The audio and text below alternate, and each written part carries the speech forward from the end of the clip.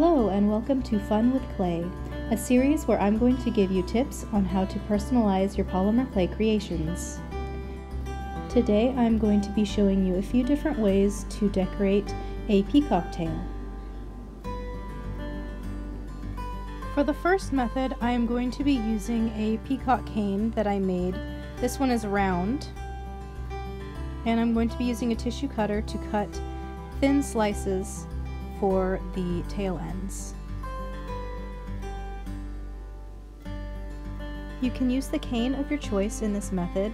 The main thing is to try to cut the pieces thinly, and when you're placing them on, place them very gently at first until you're happy with the placement.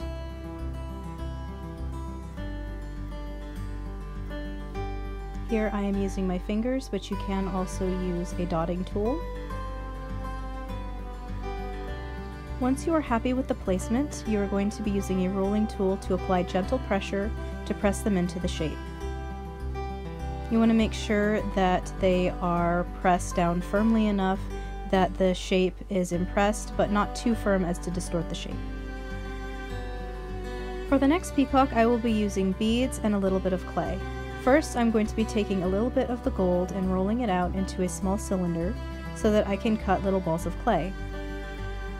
I try to keep the balls even, but if you'd like, you can make them sequentially larger or smaller, just depending on the type of pattern you'd like. Once all of the balls are rolled and I have them the right size, I'm going to be using a dotting tool to dot where I would like to place them on the tail. And then I'm going to place each dot into the impression. If you would like to go for a raised look, you can leave them like this, but I'm going to be flattening them down a little bit with the knuckle of my finger. Once I have them flattened, I'm going to take a small amount of this teal blue, and I'm going to be rolling very tiny little balls of blue clay to place where the beads will go. I am doing this because you will see a little bit of the teal blue where the hole in the bead is. Once I'm done with these, I'm going to use a smaller dotting tool to dot where I'm going to place them and place each little teal blue dot into the hole. If you like how this is looking, you don't have to add the beads, but I would recommend putting some translucent liquid Sculpey in before placing your dots so that they will stay. But as it is, if you are using the beads, pressing the beads deep within the clay will be enough to hold it in place.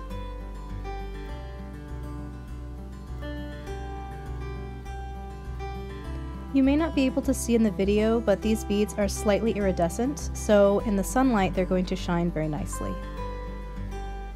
At this point, I'm always going to sign my work. Feel free to do so as well.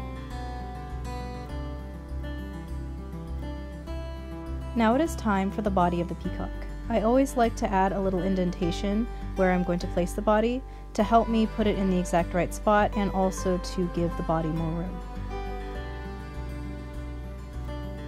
For the body, I am going to be using the same teal blue I used for the layer underneath the beads, and I'm going to be eyeballing the amount that I need.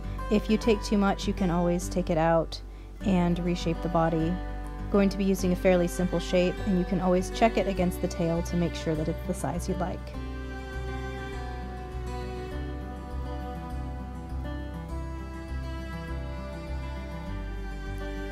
For this first peacock, I am going to be adding a very light pale beak to it to give it a slightly more realistic look. I'm going to cut a small triangle shape and shape it down, and then add it underneath the top of the blue, and use my needle tool to press it into place.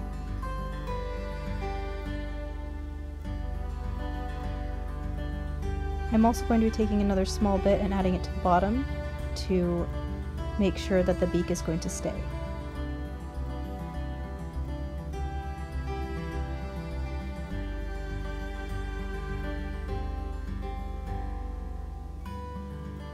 Making sure it's the right size before continuing on. Now I'm going to be cutting the frills that go on top of the peacock's head and rolling them out into skinny lines. and then curling the ends to prepare them to place on the head. I always like to have them prepared ahead of time, but if you don't want to do that, you can attach the body first. These little bits of white are going to be the eye lines. And I'm going to be using a very, very dark blue for the eyes.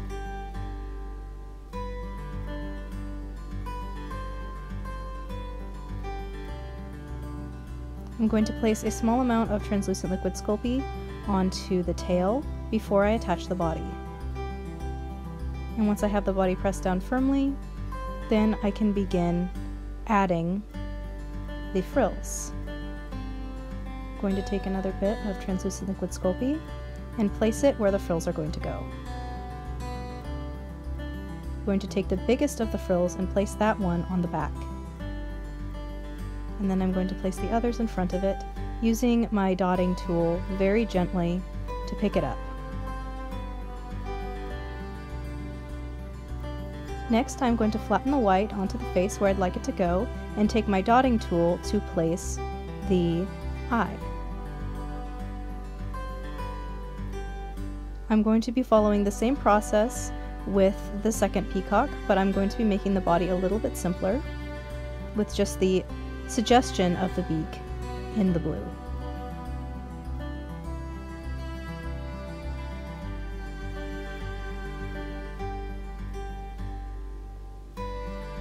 Once again, use your translucent liquid Sculpey as a glue to help the body stick to the tail, and place it where you would like.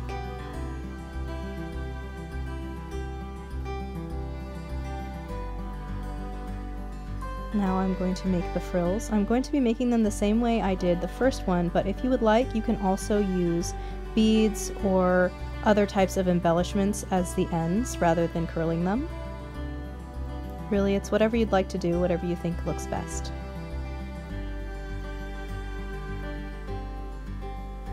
I'm just personally very fond of the spiral shapes.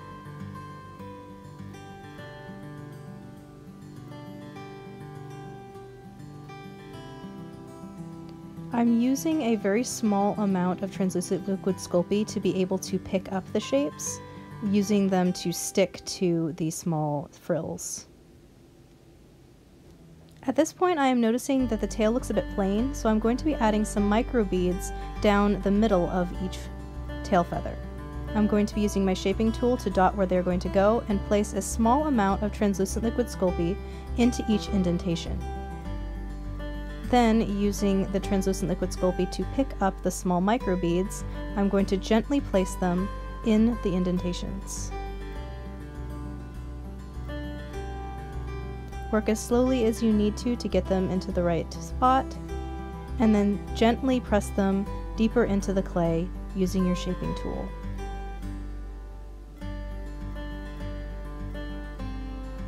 These are just a few ways you can decorate a peacock's tail. Have fun experimenting with your media of choice, and you'll be making your own unique peacocks.